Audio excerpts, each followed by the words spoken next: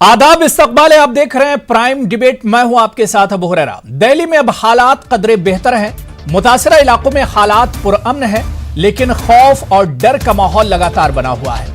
लेकिन इस माहौल में भी आपसी भाईचारा, हिंदू मुस्लिम इत्तिहाद, ऐसे मायूस कुन माहौल में भी उम्मीद की किरण है। आज इसी भाईचारे, इसी इत्तिहाद पर प्राइम डिबेट में हम तफसील से बात करेंगे, जिसने नफरत को एक तरह से ऐसे मायूस कुन हालात में शिकस्त दी है। इस पर तफसील से बात करेंगे। बहुत खास मेहमान भी मेरे साथ जुड़ेंगे, लेकिन सबसे पहले यह रिपोर्ट देखिए।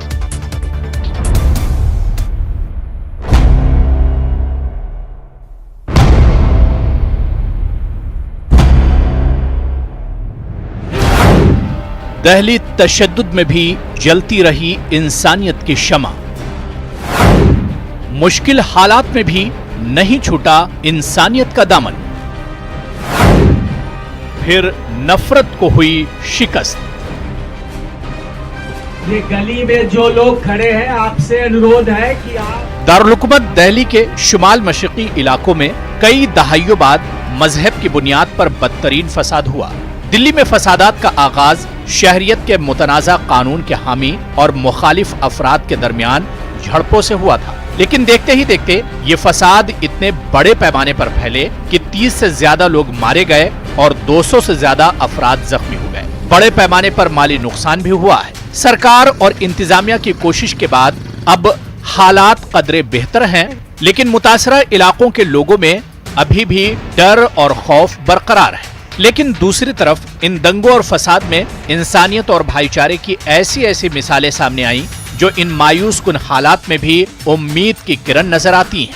कई हिंदू भाइयों ने मुसलमान खानदान के शरपसंदों से अपनी जान पर खेलकर हिफाजत की, तो कई मुसलमानों ने हिंदुओं और उनकी इबादत गाहों को दंगाइयों से महफूज रखा।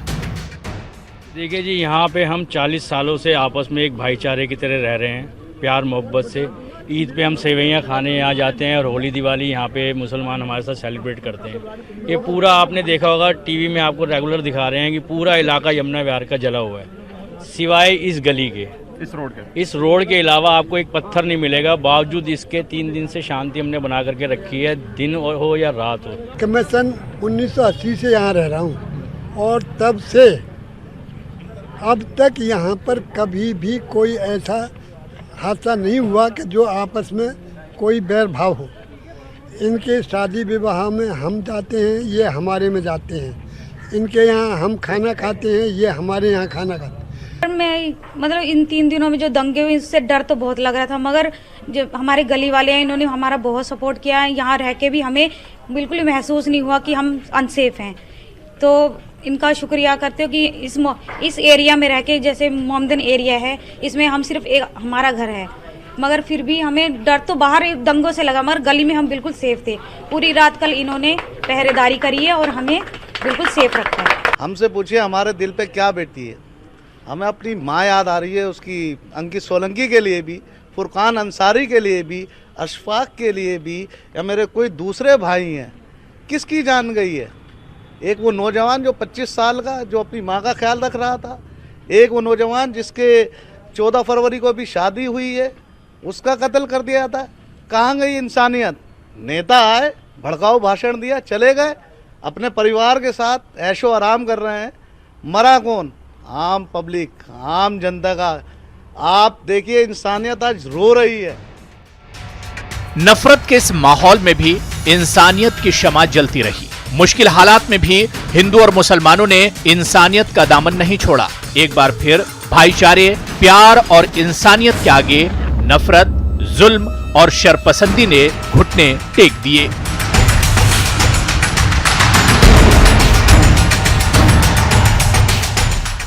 Bureau report, news 18 Urdu.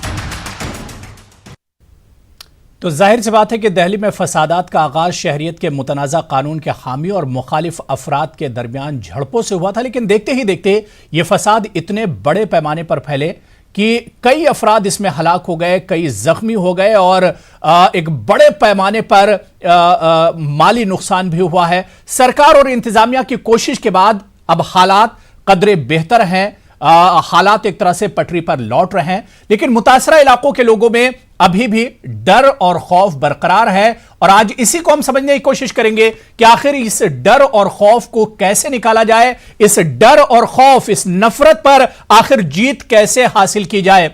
मेरे साथ बहुत खास मेहमान जुड़े हुए हैं, बहुत जल्दी अपने मेहमानों का आपसे तारुफ करा देता हूं। इस वक्त मेरे साथ मनजिंदर सिंह सिरसा जी, जो कि सदर हैं दिल्ली सिख गुरुद्वारा मैनेजमेंट कमेटी के, मेरे साथ जुड़े हुए हैं। मनजिंदर जी, आपका बहुत इस्तकबाल है न्यूज़ 18 उर्दू में। इनके अलावा मुमताज आलम रिजवी साहब, ख्वाजा इफ्तिखार साहब, एसआर दारापुरी साहब फॉर्मर IPS अफसर है, नाइश हसन साहिबा ह्यूमन राइट्स एक्टिविस्ट हैं, समाजी कारकुन हैं, और शंकर आनंद हमारे नुमाइंदे हैं जो लगातार दिल्ली के इस तरह के हालात में भी दिल्ली को कवर करते रहे, खासतौर से नॉर्थ ईस्ट दिल्ली को, जहां पर यह दंगा हो रहा था। शंकर आनंद ने इन दंगों को कवर किया है। सभी का बहुत इस्तकबाल है। मैं सबसे पहले शंकर आनंद आपसे ही शुरुआत करना चाहूंगा, क्या कुछ अपडेट है, अब हालात क्या कुछ है मुतासरा इलाकों के?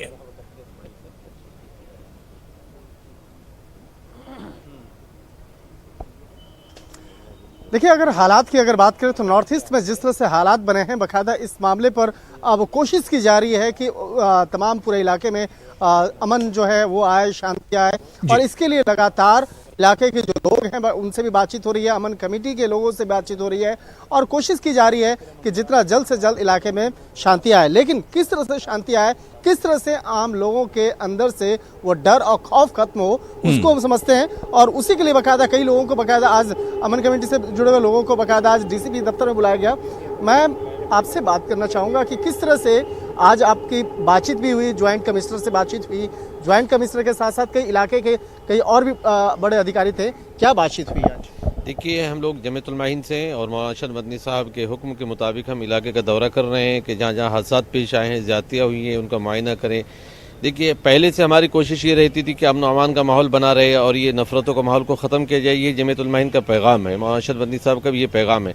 अभी जॉइंट CP साहब से हमने टाइम लिया हुआ था, उनसे पहले हम मुख्तलिफ इलाकों का दौरा करके आए, उनसे हमारी बातचीत हुई और जो कुछ हमने देखा उनके सामने रखा। जहाँ ज़्यादतियाँ हुई, बाज़ जगह ऐसी भी आई हैं, हमने वीडियोज़ दिखाई हैं कि देखो यहाँ पुलिस भी ज़्यादती कर रही है। उन्होंने उस बात को एक्सेप्ट किया है, वीडियो को दिखाया है, कहा हम इसकी तहकीक करेंगे और जो कुछ मुजरिम पाए जाएंगे जो इसके अंदर, चाहे वो पुलिस वाले ही क्यों ना, उनके खिलाफ भी हम कार्रवाई करेंगे, हमें यकीन दहानी कराई है।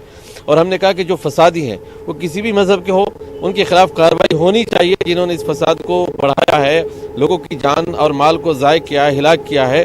और जो शुरुआत करने वाले हैं, ख़ास तौर से जिसके बयान से ये बढ़ा है और जिन्होंने गलत बयान दिया है, उनके खिलाफ सख्त से सख्त कानूनी कार्रवाई होनी चाहिए। सलाखों के पीछे ऐसे लोगों को भेजा जाना चाहिए।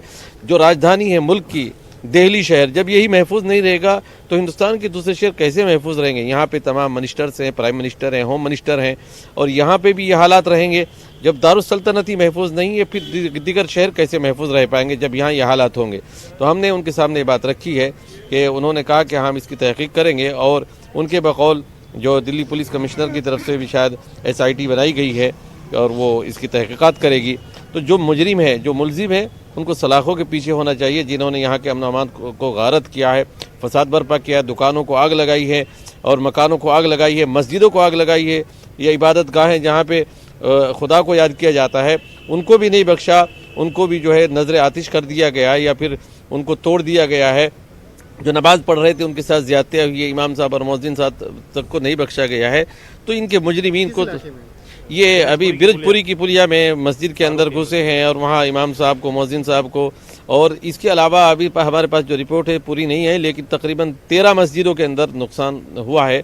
कहीं आग लगाई गई है, कहीं तोड़फोड़ की गई है, ये ज़्यादतियाँ की गई। अगर किसी की दुश्मनी है, आपस में नफरतों का माहौल पैदा, इंसान शंकर मैं चाह रहा हूं कि इनसे एक सवाल कीजिए कि आपसी भाईचारा जिस तरह से देखने को मिला है, जिस तरह से हिंदू मुस्लिम इत्तिहाद और जो भाईचारे की मिसाल इन मायूसकुन हालात में देखने को मिली है, इस पर भी एक सवाल कीजिए कि कहीं पर हिंदू भाइयों ने मुसलमानों को बचाया है, तो दूसरी तरफ मुसलमान भाइयों ने हिंदुओं की जो मंदिर हैं, जो उनके जो इबादत गाहें हैं, उसे एक तरह से महफूज रखने का काम किया है। इस पर भी सवाल कीजिए, आपसी जो भाईचारा है, प्यार मोहब्बत को आम करें, और जिन लोगों ने ये जुल्म किया है, हमने ये भी दरख्वास्त की है, अपील की है। प्यार मोहब्बत आपसी भाईचारे की बात हो रही थी। निश्चित तौर पे देखिए, कोई भी दंगा, कोई भी फसाद का कोई धर्म नहीं होता है, सिर्फ मकसद ही उसका दंगा करना होता है। लेकिन बहुत सारे ऐसे लोग हैं जो मुस्लिम कौम के लोग हैं, उन्होंने हिंदुओं को बचाया। बहुत सारे ऐसे हैं हिंदू कौम के हैं जिन्होंने मुस्लिमों को भी बचाया। तो कहीं भी ऐसा नहीं होना चाहिए। मैं ऐसा जानना चाहता हूँ कि क्या ऐसे संदेश देना चाहेंगे, खासकर जैसे जो कोई दूसरे भी कौम के हैं वो आपस में एक दूसरे में भाईचारे का जो मैसेज बाकायदा देना चाहते हैं, जिस तरह से बाकायदा ये हुई है, तो उस मामले को लेकर आप कैसे देखते हैं? देखिए, वो लोग काबिल तारीफ है, चाहे वो हिंदू मज़हब के लोग हैं या मुसलमान मज़हब के, जिन्होंने एक दूसरे के मज़हब के लोगों को बचाया है। यकीनन वो लोग बड़े काबिल सताइश हैं। और ये जमीयतुल उलमा हिंद का तो पहले से पैगाम रहा है कि सब मज़हब के लोगों को बुला करके आपस में प्यार और मोहब्बत के पैगाम को आम किया जाता है। और हर जगह मौलाना अरशद मदनी साहब कहते हैं कि नफ़रत को नफ़रत से नहीं, नफ़रत को मोहब्बत से बुझाया जा सकता है। जो नफ़रतों की आग है, जैसे आग को आग से नहीं बुझाया जा सकता, पानी से बुझाया जाता है, ऐसी नफ़रत को ख़त्म करने के लिए नफ़रत के नहीं बल्कि प्यार और मोहब्बत का उसका जवाब होता है, और उसी के जरिए नफरतों को ख़त्म किया जा सकता है। इसी पैगाम को लेकर के आज हम इलाके में निकले हैं और लोगों से मुलाकात की। कल हम हॉस्पिटल गए, वहाँ दोनों मज़हब के लोग ज़ख्मी थे जिनको गोलियां लगी थी गुरु तेग बहादुर हॉस्पिटल में। एक ही वार्ड के अंदर मुसलमान भी थे, हिंदू भी थे। हमने चारों की आयादत की, हिंदुओं की भी मुसलमानों की भी, और हमने उनसे कहा कि हम आपकी क्या मदद कर सकते हैं, और दोनों को समझाया बुझाया, दोनों मज़हब के लोगों को। हम बिला तफरीक मज़हब और मिल्लत सब की खिदमत करना चाहते हैं और सब के दरमियान भाईचारे का पैगाम देना चाहते हैं। निश्चित तौर पे देखिए, साफ तौर पे इन्होंने बोला, जिस तरह से बकायदा यहाँ पर अगर मदद करना है तो मदद करने में कोई कौम बीच में नहीं आता, कोई धर्म सामने नहीं आता है। और अगर दंगा ही कोई करना चाहे या फसाद करना चाहे अगर वहां पर, तो उसका भी कोई धर्म नहीं होता है, क्योंकि दंगा करने वालों के नजर पे सिर्फ बिल्कुल जाहिर सी बात है कि शरपसंदों का कोई धर्म नहीं होता। और बड़ी अच्छी बात मौलाना ने यहाँ पर कही कि नफरत को मोहब्बत से ही एक तरह से उसका जवाब दिया जा सकता है, मोहब्बत के जरिए नफरत को शिकस्त दी जा सकती है। बहुत खास मेहमान मेरे साथ जुड़े हुए, मैं शंकर आनंद दोबारा से आपके पास आऊंगा और ताजा अपडेट आपसे ग्राउंड जीरो पर लूंगा। मैं ख्वाजा इफ्तिखार साहब आपके पास आना चाह रहा हूं। ख्वाजा इफ्तिखार साहब, बहुत मुख्तसर में मैं जानना चाह रहा हूं, जाहिर सी बात है कि नफरत को खत्म करने के लिए मोहब्बत से अच्छा तरीका और कोई नहीं हो सकता है। अब जब दिल्ली के हालात पटरी पर लौट रहे हैं तो जो मुतासरीन है उनके जख्मों को किस तरह से भरा जाए, उनके जो जख्म है उसे किस तरह से पाटा जाए? देखिए, अब हुरैरा साहब, सबसे पहले तो वो 34 मासूम जाने जो जिनका ज़िया हुआ, जिनको बिना किसी जुर्म के हलाक कर दिया गया दंगाइयों के ज़रिए, सबसे पहले तो मैं उनके साथ और उनके ख़ानदान के साथ और उनके जो मुतासरीन और मुतल्लिक़ीन हैं उनके साथ इज़हार ताज़ियत करना चाहता हूँ। दूसरी बात यह है कि जो 200 के करीब लोग ज़ख्मी हुए हैं, मैं उनके साथ भी इज़हार हमदर्दी करना चाहता हूँ और तवक्को करता हूँ रियासत से और रियासती इदारों से और ज़िम्मेदारान से कि वो मुतासरा ख़ानदानों के साथ भी, जो ज़ख्मी हैं लोग उनके साथ भी, जो ज़्यादा से ज़्यादा अफजल तरीक़ा हो सकता है उनकी देखभाल करने का, उस तरफ हुकूमत तवज्जो देगी। बिल्कुल। दूसरी बात यह है कि ये जो बात आपने उठाई कि हिंदू मुस्लिम इत्तेहाद, देखिए, हिंदू मुस्लिम इत्तेहाद कोई इतनी कमज़ोर चीज़ नहीं है कि उसको एक दंगा या एक फसाद जो है वो पारा पारा कर दे। कोशिशें होती हैं, और जो दंगाई होते हैं उनका कोई मज़हब नहीं होता, और दंगाई हमेशा किसी की ईमा पे इसके काम को किया करते हैं। आम लोग, पड़ोसी, एक पड़ोसी दूसरे पड़ोसी पर कभी हमला नहीं करता, वो एक दूसरे की ढाल बनता है, वो एक दूसरे का के साथ में खड़ा होता है। और इस तरह के नज़ारे आपने अभी जो मौलाना बात कर रहे थे, अब जब आप इस तरह की गुफ्तगू आप दूसरे मज़हब के लोगों से करेंगे तो आपको ये अंदाज़ा होगा, हमें तो अंदाज़ा है ज़मीन पे क्या हुआ है, कि वहाँ पर जो पड़ोसी हैं, जो मुकामी वहाँ के लोग हैं, उनके अंदर वो भाईचारगी जो हमेशा से चली आ रही है, वो भाईचारगी अपनी जगह पर बरकरार रही। ये प्रोफेशनल गुंडे और बदमाश किस्म के लोग, आवारा किस्म के लोग जिनको हायर किया गया, वो इन इलाकों में आकर उन्होंने ये दंगे मचाए और उन्होंने ये तांडव मचाया, जिसके अंदर जो है मासूम जाने गई। और उन लोगों से पूछिए जिनकी जाने गई हैं, उनके ख़ानदान के लोगों से पूछिए उन पर क्या गुजरी है। ऐसे भी लोग हैं जिनके यहाँ एक ही कमाने वाला था और वो दुनिया से चला गया। बातें बनानी बड़ी आसान होंगी, हमदर्दी का इजहार भी आसान होगा, लेकिन जिस पर बीती है उसके ज़ख्मों को कैसे भरा जाएगा ये तो वक्त ही बताएगा। अब रही बात इस चीज़ की कि हम कैसे इन ज़ख्मों को भरें, देखिए, वो मुल्क जिसका नाम हिंदुस्तान है, ये गांधी का हिंदुस्तान है, गांधी के हिंदुस्तान में ये हिंदू मुस्लिम गर्दी जो है इसकी कोई ज़मीन नहीं है। मैं आपके चैनल पर कई मरतबा ये बात कह चुका हूँ कि ये कौन सा हिंदुस्तान बनाने की कोशिश हो रही है जिसमें हर बात को हिंदू मुसलमान भाई हिंदू मुसलमान कुछ नहीं होता है इस मुल्क में। ना हिंदू है, ना मुसलमान है, ना सिख है, ना ईसाई है, ना जैन है, ना पारसी है, ना बौद्ध है, कोई नहीं है। इस मुल्क में सिर्फ हिंदुस्तान है और हिंदुस्तानी लोग रहते हैं और ये मुल्क हिंदुस्तानियत की रूह के हिसाब से चलता है, उसके मिजाज के हिसाब से चलता है, आइन के हिसाब से चलता है। ये मिजाज हमें इसको ख़त्म करना पड़ेगा और इसकी सबकी जिम्मेदारी हमारी सबकी है कि ये हम गुफ्तगू का मिजाज अपना बदलें और हर चीज़ को हिंदू मुसलमान। आज देखिए दंगा हुआ है, दंगा के कहाँ हुआ, दंगा किस वक्त हुआ, किसने किया? जिस दिन हिंदुस्तान के अंदर अमेरिका का सदर यहाँ मौजूद है, एन उस दिन ये दंगा हुआ। इसका मतलब ये हुआ कि यकीनी तौर पर इसके अंदर कोई ऐसी क़ुव्वतें मौजूद थीं कि जिनका ताल्लुक इस बात से था कि किसी तरीके से बिल्कुल जाहिर सी बात है, बदनाम हिंदुस्तान को बदनाम करना चाह रहे थे और हिंदुस्तानियों को बदनाम करने की एक साजिश थी। बिल्कुल, मैं इस पर आगे भी ख्वाजा साहब इस पर हम तफसील से आगे भी बात करेंगे। मैं चाह रहा हूं कि डिबेट में सारे लोगों को जोड़ लिया जाए और ये हिंदू और मुसलमान का जो खेल है इसको बहुत अच्छी बात आपने कही। जाहिर सी बात है कि कहीं ना कहीं एक शक की सुई इधर भी जाती है कि मुल्क को बदनाम करने का भी ये एक बड़ी साजिश हो सकती है। जिस वक्त दुनिया के सबसे ताकतवर मुल्क का सदर हिंदुस्तान में और उस दिल्ली में मौजूद हो और वहां पर इस तरह का तशद्दुद हुआ, इस पर भी हम बात करेंगे। ख्वाजा साहब, मैं सभी लोगों को जोड़ लेता हूं। मैं मनजिंदर सिंह सिरसा जी आपके पास आना चाहूंगा। सर, बहुत अच्छा काम, न्यूज़ 18 उर्दू आपको सलाम करता है। जिस तरह से सिख गुरुद्वारा मैनेजमेंट कमेटी हिंदू मुसलमान सबके लिए बड़े पैमाने पर काम कर रही है और उसने मदद का एक तरह से हाथ आगे बढ़ाया है। हिंदू मुस्लिम जब इत्तेहाद की और यूनिटी की बात होती है और जब इस तरह के हालात होते हैं सर, तो किस तरह से इस यूनिटी को आप देखते हैं? क्या वाकई में अभी भी उम्मीद की एक किरण मौजूद है हिंदुस्तान में, हमारे मुल्क में, जो एक तरह से इन शरपसंदों के लिए, इन दंगाइयों के लिए, दंगाइयों के जो मकसद है उस पर चोट पहुंचाती है?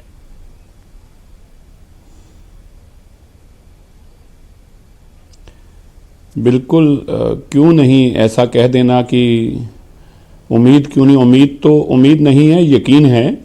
ये कुछ चंद लोग होते हैं और सभी धर्मों में ये लोग जो हैं वो उग्र होकर और दंगा फसाद करने के लिए आगे आते हैं। देखिए, मैं ये समझता हूँ दिल्ली में जो हुआ जी, उसमें किस धर्म के लोग मरे ये बड़ी बात नहीं है। बड़ी बात यह है कि इंसानियत मर गई दिल्ली में। धर्म नहीं मरा, इंसानियत मरी है।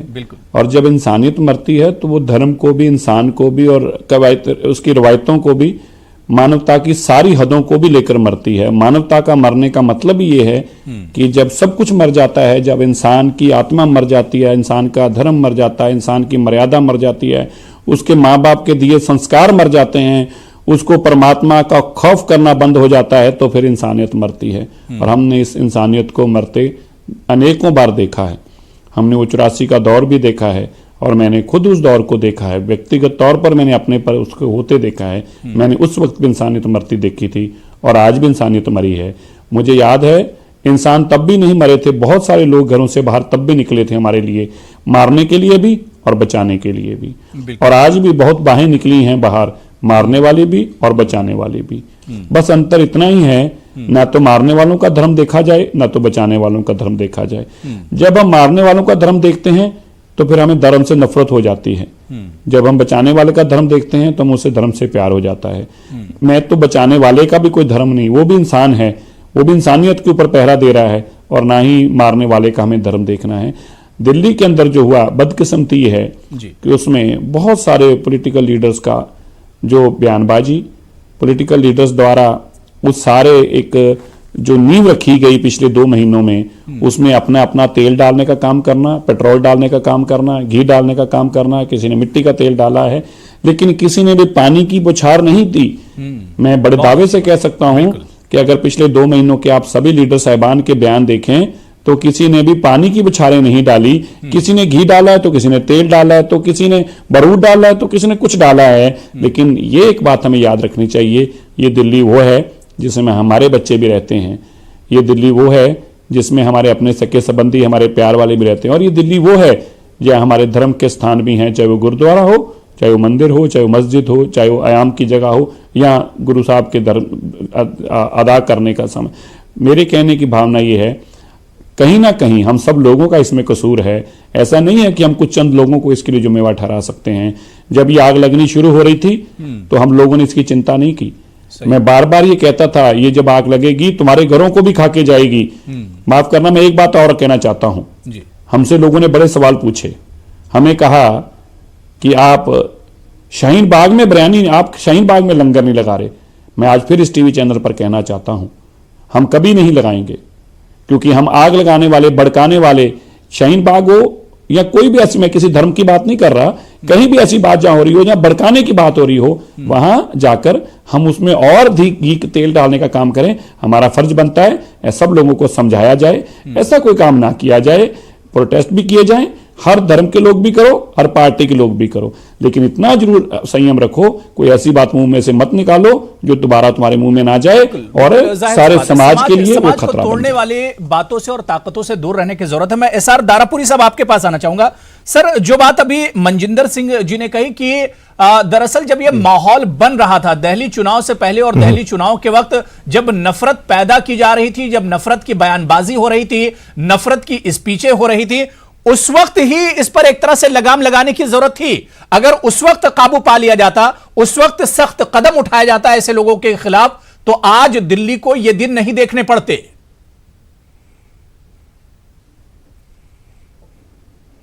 देखिए, ये बात बिल्कुल सही है कि ये जो कुछ हुआ है ये हिंदू मुसलमानों का झगड़ा नहीं है।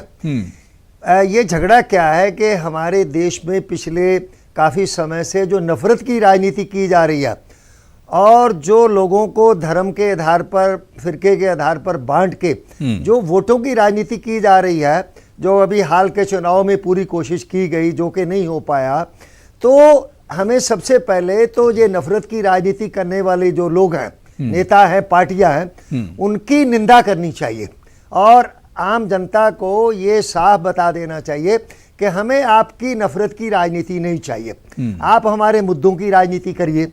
और दूसरा ये है कि जैसे ये स्पष्ट हो गया है कि ये माहौल पिछले काफ़ी लंबे समय से बनाया जा रहा था और उस समय और हाल में कुछ राजनेताओं ने जो ऐसे भड़काऊ नारे दिए, ऐसी बातें कही, अगर उनके खिलाफ उसी समय कानूनी कार्रवाई हो गई होती तो मुझे पूरा विश्वास है कि हालात ऐसे नहीं बिगड़ते जैसा कि आज बिगड़े हैं। और आप ये जो 23 तारीख वाला जो उनका बयान था कि हम 3 दिन का समय दे रहे हैं, इस पर भी सरकार ने कुछ नहीं किया। हमारी समस्या ये भी है कि इस समय हमारी एक तो पुलिस और दूसरा जो सत्ताधारी पार्टी है वो ऐसे लोगों को, ऐसी जो विचारधारा है उसको जो खुद बढ़ा रही है। तो इसलिए हम सब लोग जो कि अमन चाहते हैं, जो कि लोकतंत्र को चाहते हैं, जो कि सब भाईचारे को बनाए रखना चाहते हैं, हमें इस नफरत की राजनीति को जो है इसकी निंदा करनी होगी और इससे अपने आप को मुक्त करना होगा। अगर ये नफरत की राजनीति को बढ़ावा नहीं दिया जाता, बिल्कुल जाहिर सी बात है कि जो कदम इंतजामिया और सरकार को उठाना था वो अभी तक एक तरह से नहीं उठाया गया। जिस तरह के भड़काऊ बयानबाजी हुई, जिस तरह के मुतनाज़ा बयान दिए गए, उस पर इंतजामिया ने अभी तक एक तरह से कदम नहीं उठाया और उसी का नतीजा है जो आज दिल्ली में देखने को मिल रहा है। मैं नाइश हसन साहिबा आपके पास आना चाहूंगा। नाइश जी, अब दिल्ली में जाहिर सी बात है कि एक खौफनाक जो मंजर था, खौफनाक जो माहौल था, वो कहीं अब एक तरह से पीछे छूट रहा है, लेकिन यादें भी रह जाएंगी। एक डरावना जो मंजर था दिल्ली तशद्दुद का, एक टकराव का और लड़ाई झगड़े का, वो तो एक जमाना लग जाएगा जाते जाते। अभी भी 84 को याद किया जाता है, गुजरात के दंगे याद किए जाते हैं, भागलपुर को याद किया जाता है। लेकिन मेरा सवाल यह है कि अब जब हालात पटरी पर लौट रहे हैं दिल्ली को, तो किस तरह से इसे आगे बढ़ाया जाए, रिलीफ को आगे किस तरह से बढ़ाया जाए?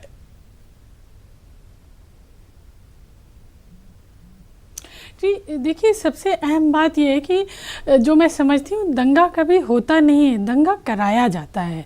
और एक ऐसे माहौल में, एक ऐसे दौर में हम आ गए हैं जहाँ हर वक्त एक दहशत होती है, कुछ अनहोनी का डर रहता है। बहरहाल हमने 35-36 लोगों को खो दिया है, वो इस देश की ताकत थे जिनको हमने खो दिया, नौजवान बच्चे थे जिनको हमने खो दिया, लेकिन हमने हमेशा अमन को ही बढ़ावा दिया, चाहे वो गुजरात रहा रहा हो, आप भागलपुर याद कर लीजिए, अयोध्या याद कर लीजिए, लेकिन इस देश की जो जनता है उसने वापस आके अमन और यकजहती को ही आगे बढ़ाया है। तो ऐसे माहौल में भी जिस तरह की रिपोर्ट्स आ रही हैं वो दिख रहा है कि हिंदू मुसलमान साथ साथ खाना खा रहे हैं, एक दूसरे को बचा रहे हैं। कितने बच्चे जो आए थे दंगे के लिए लेकिन उनको बचाया गया और उन्होंने शुक्रिया अदा किया। तो ऐसे माहौल में सिर्फ एक चीज़ है जो अमन, सिर्फ एक चीज़ है मोहब्बत, वही हमें आगे ले जाएगी। और मैं तो ये मानती हूँ कि बागबा खुद है नशेमन का जलाने वाला, और जो बागबा ये चाहे कि मैं इस मुल्क में, मैं इस शहर में दंगा नहीं होने दूंगा, तो कतई 24 घंटे से ज़्यादा दंगा ठहर नहीं सकता है।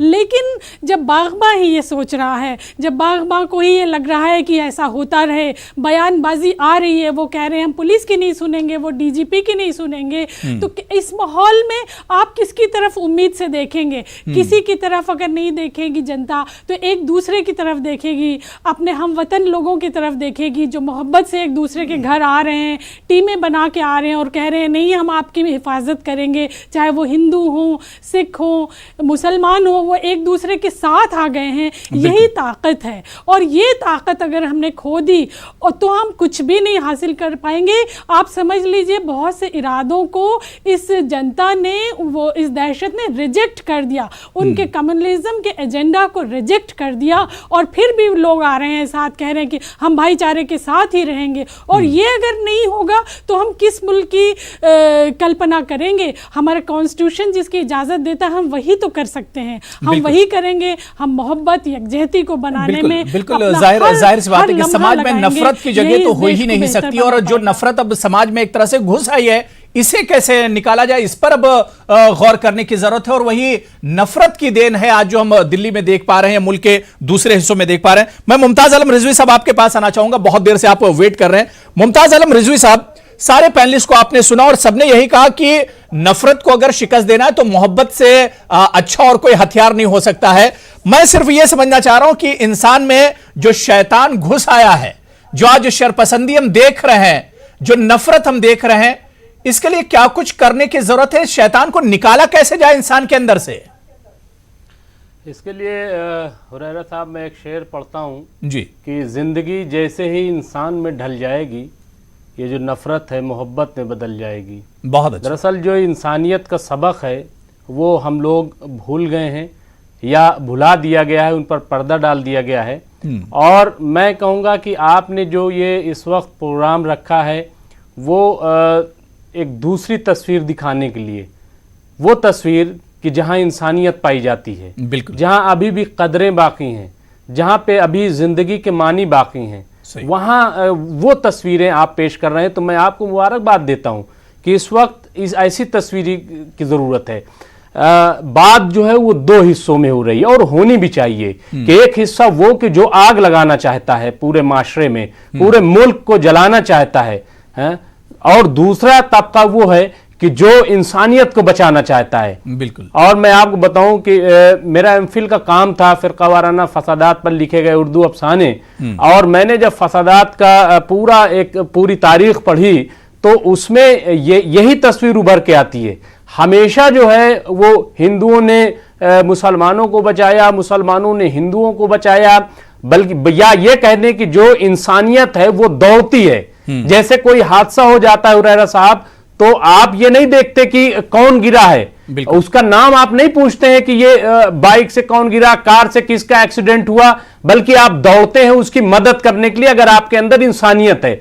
ये चीज वही है। दूसरी चीज ये कि ये प्रोजेक्टेड होता है। देखिए हमें जो मालूम है, जो इत्तलाएं आई हैं कि गाजियाबाद से पूरा मॉब जो है वहां पे पहुंचा है। अब ये जांच होगी, देखा जाएगा कि कौन लोग थे, कैसे, वरना इतनी गोलियां कैसे चल गई, बंदूक कहां से? जो मजदूर तबका, देखिए ये वो जगह है जहां पे ये सब पूरा वाकया हुआ है, जहां लेबर तबका रहता है, जहां से यूपी के लोग भी हैं, जहां बिहार से लोग भी हैं, वहां छोटे छोटे कारखाने हैं, तो उनको डिस्टर्ब करने की कोशिश की गई है। ये कोई पॉश एरिया नहीं है, बल्कि हमेशा जो है ये देखा गया है कि गरीब और इस तरीके के मजदूर तबके को निशाना बनाया जाता है। मैं समझता हूं कि जो तस्वीरें उभर के सामने आई हैं वो बहुत अच्छी हैं, खासतौर से कि लोगों ने एक दूसरे की मदद की, लोगों ने एक दूसरे को बचाया, और ये हमेशा होता रहा है। में भी ये एक उम्मीद की किरण है। जाहिर सी बात है, जो तस्वीरें आई हैं, जिस तरह के लोगों के बयान आए, जिस तरह से लोगों ने एक दूसरे की मदद की है इन मुश्किल हालात में, ये उम्मीद की किरण है इस तरह के मुश्किल हालात में भी कि हिंदुस्तान में इंसानियत अभी भी बाकी है, इंसानियत जिंदा है। सीधे शंकर आनंद आपके पास ही आना चाहूंगा, जो कि ग्राउंड जीरो पर लगातार मौजूद है और लगातार दिल्ली के इन हालात को शंकर आनंद कवर करते रहे। शंकर आनंद, क्योंकि अब हालात पटरी पर लौट रहे हैं और आप ग्राउंड जीरो पर मौजूद हैं, क्या कुछ किस तरह की एहतियात बरती जा रही, किस तरह की सिक्योरिटी है ताकि इस तरह के हालात दोबारा ना हो? और जाहिर सी बात है, रात का वक्त ऐसे हालात में बहुत मुश्किल से कटता है मुतासरा इलाकों में।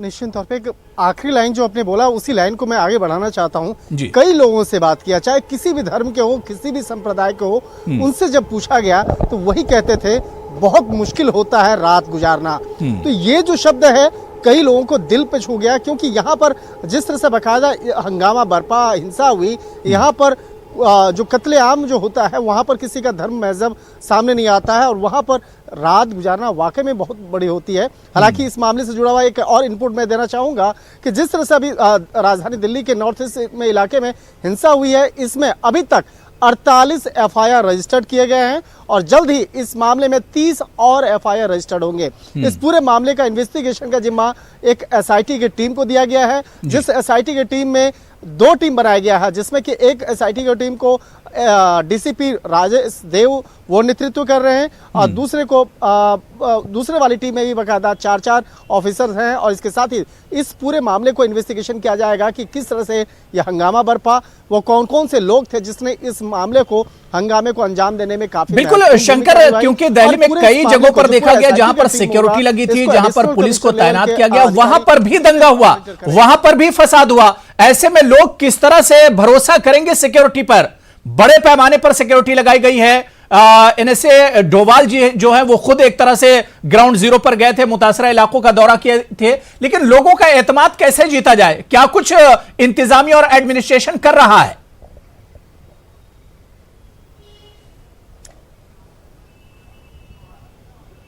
देखिए, आज जो है दिल्ली पुलिस की टीम और अमन कमेटी के जो लोग हैं लगातार कई इलाकों में जा रहे हैं, चाहे वो करावल नगर का इलाका हो, भजनपुर इलाका हो या करावल नगर का हो या चांदबाग का इलाका हो, तो उन तमाम इलाकों में जा करके बाकायदा लोगों से मिला जा रहा है। यहाँ तक कि आज दिल्ली पुलिस के स्पेशल कमिश्नर एसएन श्रीवास्तव भी बाकायदा उस इलाकों में गए, खासकर चांदबाग इलाके में गए जहाँ सबसे ज़्यादा हिंसा देखने को मिली और भजनपुरा इलाके में देखने को गए।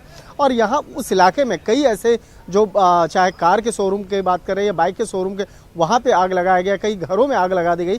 तो इन तमाम मामलों की जानकारी लेने के लिए और साथ साथ लोगों से बातचीत करने के लिए वो लोग गए थे और कोशिश कर रहे थे लोगों के अंदर में एक विश्वास आए, जिससे कि इस मामले पर बाकायदा लोगों के अंदर में डर और खौफ जो है वो खत्म हो। आज मैं आपको अबू हुरैरा बताना चाहूँगा कि आज हम एक रिपोर्टर का दिल भी काफ़ी ऐसा पसीज जाता है जब वहाँ पे कई लोगों से मेरी मुलाकात हुई जो अपने सर पर अपना सामान उठा के घर छोड़ के जा रहे थे। जब उनसे मैंने पूछा कि आप कहाँ जा रहे हैं तो उन्होंने बोला बहुत हुई है, अब दिल्ली अब रास नहीं आ रही है। कोई उत्तर प्रदेश का रहने वाला था, कोई मध्य प्रदेश का रहने वाला, कोई बिहार। बिल्कुल, यानी लोगों में अभी भी एक डर और खौफ है और इंतजामिया की यही अब जिम्मेदारी बनती है कि लोगों के दिलों से ये डर और खौफ कैसे निकाला जाए, कैसे एक पुरअमन माहौल क्रिएट किया जाए, पुरअमन माहौल और एक समाज जो है वो क्रिएट किया जाए। मैं शंकर आऊंगा आपके पास, मैं आना चाहूंगा ख्वाजा इफ्तिखार साहब आपके पास कि ख्वाजा इफ्तिखार साहब, जिन लोगों ने अपनों को खोया है उनके जख्मों को कैसे भरा जाए? आज दिल्ली सरकार ने 10-10 लाख रुपए के मुआवजे का ऐलान किया या दूसरे और ऐलानात किए गए, सिक्योरिटी बढ़ा दी गई, लोगों में अमन कमेटियां बना दी गई, बातचीत का दौर चल रहा है, लेकिन जिन लोगों को जख्म मिले हैं, आपको याद होगा 84 का जख्म आज तक नहीं भरा, गुजरात का जख्म आज भी हरा है, तो ये जख्म आखिर पाटे कैसे जाएंगे, कैसे भरे जाएंगे? देखिए, 2-3 बातें हैं। पहली बात तो मैं यहाँ ये कहना चाहता हूँ कि कल एनएसए अजीत डोभाल साहब ने मुतासरा इलाकों का दौरा किया और वो गलियों गलियों में गए और लोगों में एतमाद बहाल करने की कोशिश की जी। मुझे और ज़्यादा खुशी होती अगर एनएसए साहब के साथ में चीफ मिनिस्टर भी होते और एलजी भी होते तो मैं समझता हूं कि लोगों के अंदर एतमाद की बहाली का अमल बहुत तेजी से हो जाता। दूसरी बात मैं यहाँ ये कहना चाहता हूं आपके सवाल के जवाब में आने से पहले कि जब तक रियासत जो है उन लोगों के खिलाफ कार्रवाई करती हुई नहीं दिखाई देगी जो साबिका कई बरसों से और ख़ास तौर से पिछले कई महीनों से जिस ज़ुबान का इस्तेमाल कर रहे हैं, जिस उसलूब में गुफ्तगू कर रहे हैं, जिस तरह से यानी वो लोगों को उकसाने की कोशिश कर रहे हैं, उस पर लगाम जब तक नहीं लगेगी, अगर मुजरिम को ये मालूम न चले कि मुझे मेरे खिलाफ कोई कार्रवाई होगी तो वो जुर्म से बाज नहीं आएगा। बदकिस्मती हमारी ये हो रही है कि जो लोग इस किस्म के कारनामे अंजाम दे रहे हैं वो ओहदेदारान हैं, जिम्मेदारान हैं, पार्टी के कारकुनान हैं। इसके अलावा बहुत सारे जो हैं, आप बताइए मुझे कि जब मैं एक हिंदुस्तानी शहरी की हैसियत से ये देखता हूँ कि कुछ दंगाई जो हैं वो आज़ादाना तौर पर तोड़ फोड़ कर रहे हैं और आगजनी कर रहे हैं और हाथ में उनके जो है वो असलाह भी है और पुलिस उसके आसपास खड़ी होती है, तो आप यकीन जानिए मैं एहतजाज नहीं करना चाहता, मुझे तकलीफ होती है इस बात की कि ये कौन सा हिंदुस्तान बनाने की हम कोशिश कर रहे हैं कि जिसमें वो जिनकी ये जिम्मेदारी है कि वो अमन व अमान को कायम करें, वो ही खड़े हुए जो है तमाशबीन के देख रहे हैं। यहां से तकलीफ होती है।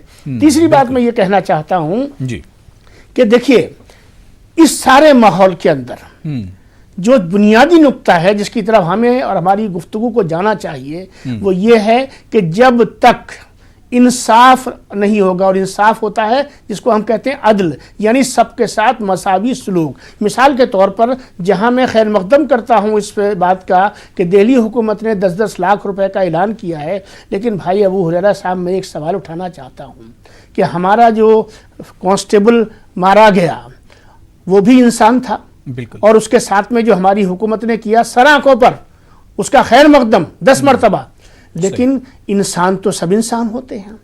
तो एक इंसान की कीमत 1 करोड़ और बाकी इंसानों की कीमत 10 लाख, ये कौन सा निज़ाम है? ये किस तरफ हम ले जाना चाहते हैं? इंसान इंसान है, और हिंदुस्तान के अंदर अगर इंसान और इंसान में भी जाहिर सी बात है इंसाफ तो जब भी होगा जब बात बराबरी की होगी। सोचेंगे तो ये जिस सबका साथ सबका विकास और सबका विश्वास भरने की आप बात कर रहे हैं, तो ये मुझे बताइए कि इंसानी नफ्सियात में जब ये बात जाएगी तो दिलों को क्या महसूस होगा, जहनों को क्या महसूस होगा, इससे पैगाम क्या निकलेगा? लिहाजा आपके चैनल के जरिए ये गुजारिश है हुकूमत से, रियासत से, जिम्मेदारान से, मुअज़्ज़िज़ीन से, तमाम लोगों से कि भाई इंसाफ करो, सबके साथ बराबरी से करो। जब प्राइम मिनिस्टर ये कहते हैं सबका साथ सबका विकास सबका विश्वास, तो सबका साथ सबका विकास और सबका विश्वास का मतलब होता है मुसावात, बराबरी। बिल्कुल जो नारा दिया उस पर अमल करने की जरूरत है। बहुत अच्छी बात आपने कही। मुमताज आलम रिजवी साहब ऑटोमेटिकली हल हो जाएंगे। मुमताज आलम रिजवी साहब आप कुछ कहना चाह रहे थे? जी मैं इफ्तिखार साहब ने कहा कि अगर अजीत डोभाल गए वो बहुत अच्छा, और अगर उनके साथ एलजी जाते, मैं बिल्कुल मुत्तफिक नहीं हूँ। ये बाद में गए हैं कि जब लोगों ने अपनी जिंदगियां खो दी हैं। हालात आज से नहीं बिगड़े हैं, हालात इससे पहले जामिया में भी एक नौजवान बंदूक लेके गया, इसके अलावा शाहीन बाग में गया। हाँ, दूसरे जिस किस्म के बयानात आए, फिर जो आप सदर जमहूरिया जो आने वाले थे अमरीकी सदर, तो जो मीटिंगें अमित शाह जी ने तमाम पार्टी के लीडरान को बुलाकर की, ये क्या पहले मीटिंग नहीं हो सकती थी कि किसी किस्म का माहौल न खराब हो? फिर तीसरी चीज ये कि इंटेलिजेंस इनका कहां था, क्या इनको कोई खबर नहीं थी कहां से इतने लोग आ गए? चौथी बात ये कि खुद बीजेपी के लीडर जो वहां पे जिस तरीके से गए और उन्होंने जो तकरीर की और जो धमकी दी, क्या उसके बाद भी इनको कोई इत्तला नहीं मिली?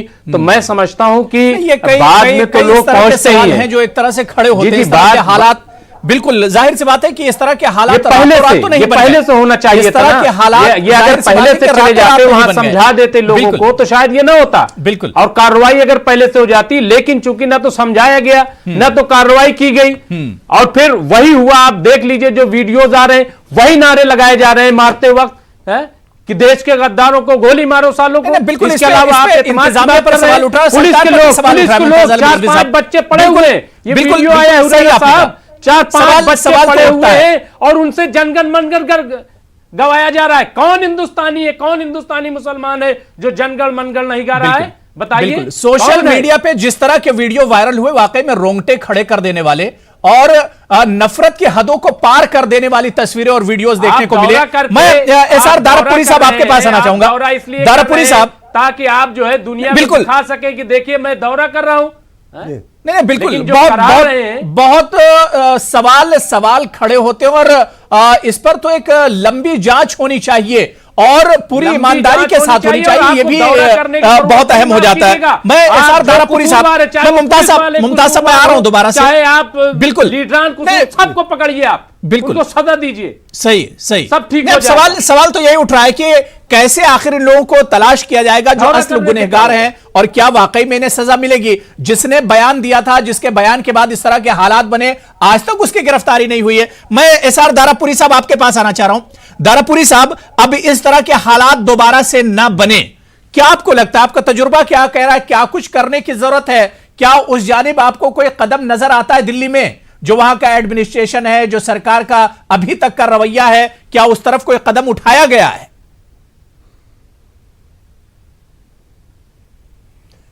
देखिए, एक तो इस समय जो हालात हैं उसके लिए ज़रूरी है कि लोगों में सेंस ऑफ सिक्योरिटी, उनमें सुरक्षा की भावना पैदा करना बहुत ज़रूरी है।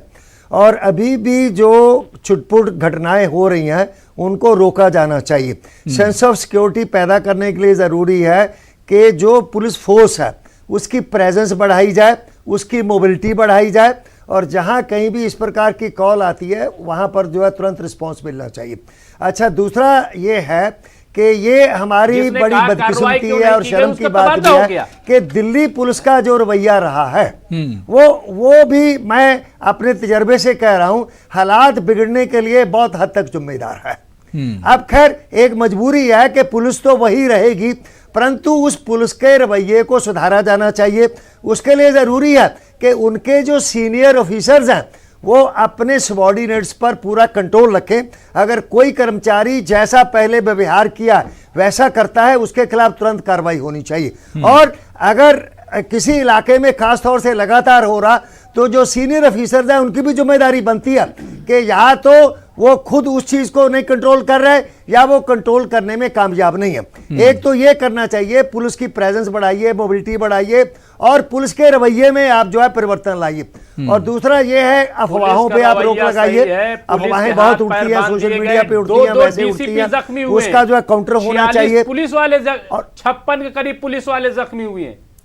बिल्कुल, एक बड़ी तादाद है, पुलिस वाले भी बड़ी तादाद में जख्मी हुए। देखिए, वो सही है कि जब पथराव, देखिए केवल जख्मी होना काफी नहीं है, पर दिल्ली पुलिस का जो रवैया है वो किससे छुपा है, वो किसके पक्ष में खड़े थे, वो दंगाइयों के साथ खड़े थे। और जो वीडियो आए हैं वो क्या दर्शाते हैं, दिल्ली पुलिस की क्या इमेज बनी है, और क्या जो लोग इस सारे तशद्दुद का शिकार हुए हैं, दिल्ली पुलिस के प्रति उनमें कितना विश्वास है। मैं इसीलिए कह रहा हूं कि पुलिस रहनी है, इस पुलिस को सुधारने की जरूरत है, इस पुलिस को कंट्रोल करने की जरूरत है। ये बहुत जरूरी है कि दिल्ली पुलिस के रवैयों को बदला जाए। जो सीनियर अफसर है उनकी जिम्मेदारी है कि वो दिल्ली पुलिस की जो कारगुजारी है उसको ठीक करें।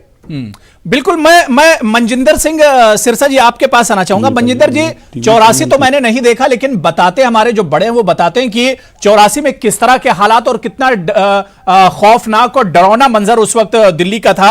और खुद दिल्ली हाईकोर्ट ने कहा है कि 84 हम नहीं बनने देंगे, मतलब हालात कुछ उसी जैसे एक तरह उसी की तरफ बढ़ रहे थे।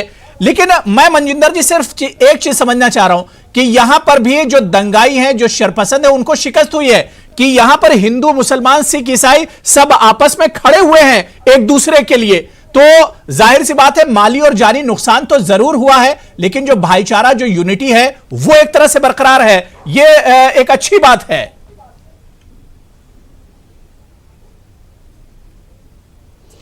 देखिए, मैं आपसे एक विनती करना चाहता हूं। एक तो 1984 के साथ जो अब दिल्ली में हुआ उसका कोई एक दूसरे को साथ जोड़कर नहीं देखा जा सकता। 1984 का कत्लेआम बिल्कुल अलग किस्म का था, और अब जो ये वाकया हुआ जो बहुत ही दुखदाई है, ये बिल्कुल अलग है। जरूर हाई कोर्ट ने कहा कि 1984 दोबारा नहीं होने देंगे, पर मुझे अफसोस इस बात का कि हाई कोर्ट ने 1984 तब क्यों होने दी तब तो कोई कोर्ट नहीं बोल रही, ना तो सुप्रीम कोर्ट बोली, ना तो हाई कोर्ट बोली। ये तो 30 साल बाद आके बोले हैं। हाई कोर्ट बोला नहीं तब भी, 3 दिन तक सुप्रीम कोर्ट बंद रहा, कोई बोला नहीं। 8000 लोग जो मारे गए थे, वहां दंगे नहीं हुए थे, वहां तो जेनोसाइड हुआ था, एक तरफा कत्लेआम किया गया था और सरकार ने उन लोगों को हमारे ऊपर खुलेआम छोड़ा था। और उसके अंदर चाहे वो पुलिस थी, वो सीधा इन्वॉल्व थी, बड़े लीडरों ने मरवाया था खुद खड़े होकर, और एक ही धर्म के लोग सारे मारे गए थे, दूसरे के साथ कोई दूसरा नुकसान नहीं, इसलिए दंगे फसाद नहीं थे।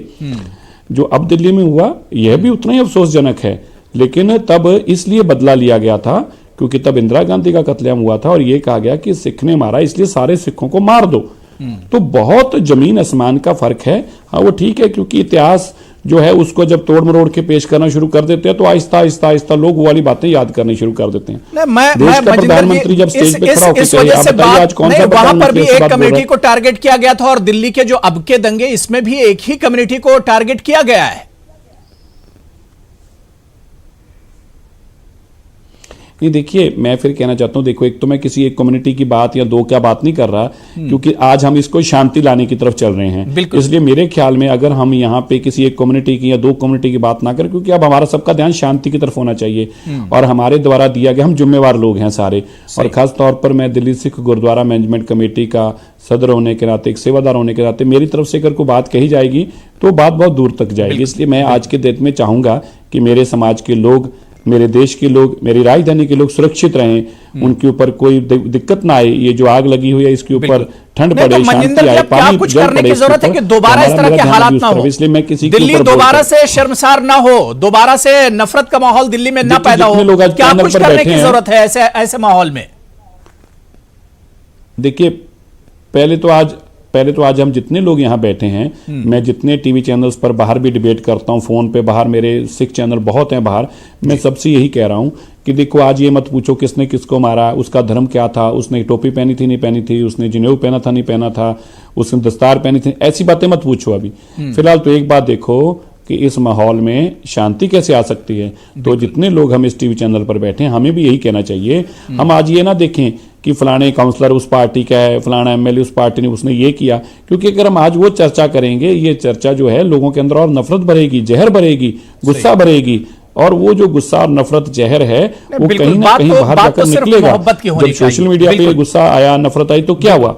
बिल्कुल नहीं, बिल्कुल जाहिर आज हम एक बात करें, हम वो तराने याद करें, हम आज वो चीजें दिखाएं। जब एक हिंदू ने सिख को बचाया, जब एक सिख ने मुसलमान को बचाया, जब एक मुसलमान ने हिंदू को बचाया, आज हम वो दिखाएं। बिल्कुल। मैं नाइश हसन साहबा, नाइश जी, मैं आपके पास आ रहा हूं। नाइश जी, मैं एक चीज ये समझना चाह रहा हूं कि जाहिर सी बात है कि जब इस तरह के दंगे, इस तरह के फसाद होते हैं तो लोगों का एतमाद एक तरह से पुलिस, इंतजामिया, सरकार सबसे उठ जाता है। कहीं जानी नुकसान होता है, कहीं माली नुकसान होता है, बड़ी तादाद में लोग जख्मी हुए। अब सरकार का एतमाद कैसे हासिल होगा इन लोगों को? क्या कुछ करने की जरूरत है? जी, ये बहुत सारे सवालों में सबसे इम्पॉर्टेंट सवाल यही है कि अब बेहतरी कैसे आए। देखिए, पहली बात ये है कि हमारे देश की जो सबसे बड़ी परेशानी है, लॉ और life is not moving together. इस वजह से हमारे सामने दिक्कतें बहुत आती हैं, और वो लॉ जो होता है वो शुरू होता है पुलिस से। आपको अगर बरसों इंसाफ न मिले तो इंसाफ पाने की जो उम्मीद होती है वो दम तोड़ देती है, और इस दम तोड़ने का जो नतीजा होता है वो ये होता है कि इसे दहशतगर्दी को बढ़ावा मिलता है। तो हम कितनी बार ये बात दोहराएंगे, हम सभी लोग, इस पे सरकार की पहली तवज्जो होनी चाहिए कि ये जो हम बयानबाजी आ रही है उसको इमीडिएट नहीं रोका जा रहा है, FIR नहीं हो पाती है, कोई अपनी बात कहता रहता है, आम जन तो सुनता है पर जिनकी जवाबदेही है वो उसको नजरअंदाज करते हैं।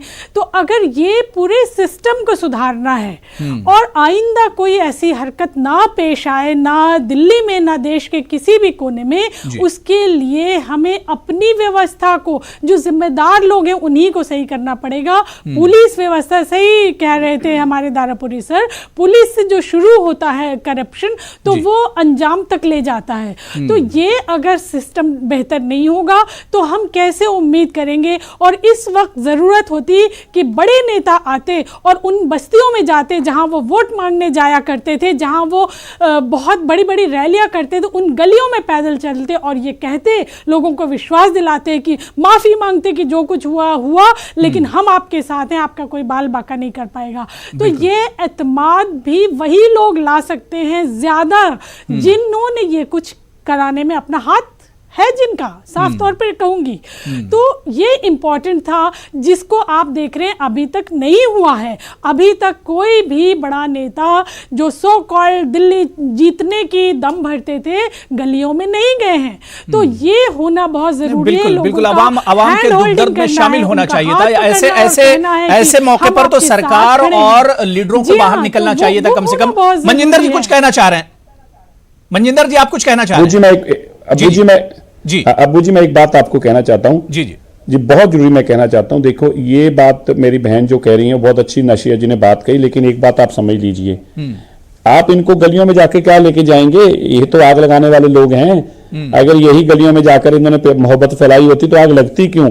अब आप ये पूछने जा रहे हैं कि जिनके हाथ में मिसाल है वो किसी तरह की आग बुझा सकते हैं? जिनके हाथों में मिसालें आग लगाने की मिसालें पढ़ के घूम रहे थे वो आग नहीं बुझा सकते। एक मैं आपको ये जरूर कहना चाहता हूँ, आज तो सरकार को ऐसा करना चाहिए, 50 हिंदू लीडर पकड़ो, छोटे जो गलियों के लीडर हैं, जो मंदिरों के पुजारी हैं, 50 आप मस्जिदों के लोग पकड़ो जो मस्जिदों के पुजारी हैं, उनको इकट्ठा करके सिखों को और उन लोगों को 100 लोगों को सड़क पर लेके आओ और वो मिलकर हाथ जोड़े सबके आगे।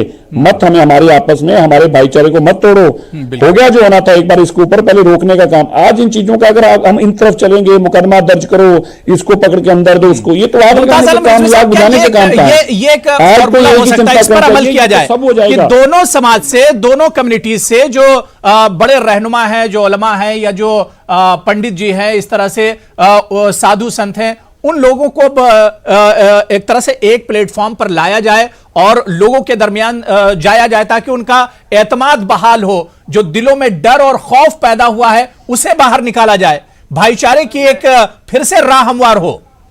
हुरैरा साहब, मैं एक मिसाल दूं कि अगर घर में सांप निकल आए और वो किसी को काट ले तो इलाज भी कराया जाता है और प्लस जो है उस सांप को भी पकड़ा जाता है। जब तक सांप नहीं पकड़ा जाता कोई उस घर में सुकून से नहीं रह सकता है। बिल्कुल। तो दोनों चीज होनी चाहिए, उलमा और पुजारी और ये सब तो जा ही रहे हैं, अमन कमेटियां बन गई, वो सब काम कर रही हैं, ऐसा नहीं है। अभी आप ही के चैनल पे दिखाया जा रहा था कि जमीयत के लोग अस्पताल भी गए, जमीयत के लोग तमाम जा रहे हैं, लोगों से मुलाकात कर रहे हैं, हिंदू मुस्लिम सबसे मिल रहे हैं। बिल्कुल। तो वो तो काम हो रहा है, लेकिन सवाल ये है कि वो सांप जो है जिसका खौफ बाकी है, वो जब तक सांप नहीं पकड़ा जाएगा तो डर लगा रहेगा ना कि किसी और को न काट ले। बिल्कुल। सांप पकड़ने का काम नहीं हो रहा है। मनजिंदर सिंह कह रहे हैं कि नहीं वो न पकड़ा जाए, बाकी सबको कहा जाए साहब आप डरिए नहीं, डरिए नहीं। कैसे नहीं डर होगा आप ये बता दीजिए। जो हाई कोर्ट ने बिल्कुल जाहिर सी बात है, जो गुनहगार हैं, जो मुजरिमीन हैं, उनकी पहचान तो होनी चाहिए ताकि दोबारा से समाज को इस तरह से परगंदा ना किया जा सके, समाज में डर और खौफ का माहौल पैदा ना हो सके। और इसके लिए मोहब्बत का समाज बनाना होगा और कहीं ना कहीं मोहब्बत का पैगाम भी अब देना होगा ताकि दिल्ली दोबारा से इस तरह से शर्मसार ना हो। बहुत बहुत शुक्रिया मनजिंदर सिंह जी मेरे साथ जुड़ने के लिए, मुमताज आलम रिजवी साहब, ख्वाजा इफ्तिखार साहब, एसआर दारापुरी साहब, नाइश हसन साहिबा, सभी का बहुत बहुत शुक्रिया प्राइम डिबेट में जुड़ने के लिए और अपना कीमती वक्त देने के लिए। आदाब।